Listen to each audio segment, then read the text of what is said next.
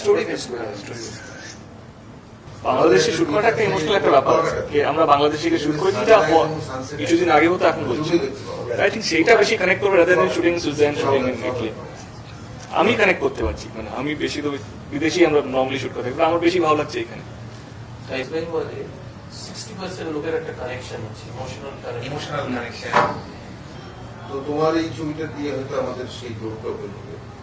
আমরা খুব চাই যেমন কমার্শিয়াল হবে একটা ছবি দেখে আস্তে আস্তে বলছিল এইটা মনে থাকবে বাংলাদেশের শুটটা। স্টেটাস আর লিখেও ছিলেন one of the this going to be my best outdoor till date, you know, amazing fun. আমার যেটা সবচেয়ে বেশি ভালো লাগে, যেটা ওয়ার্ম অফ দ্য পিপল, যেটা আত্মীয়তা যেটা আমরা বলে থাকি, বা যে ওয়ার্ম ব্যাপারটা পেয়েছি, আই থিঙ্ক ইটস অ্যামেজিং। একটা নৌকো, তার পুরো পাহাড়ের লোক, ও বাংলাদেশে যেটা আমরা দেখলাম সেটা হচ্ছে এটা এন্টারটেনমেন্টকে খুব ভালোবাসে।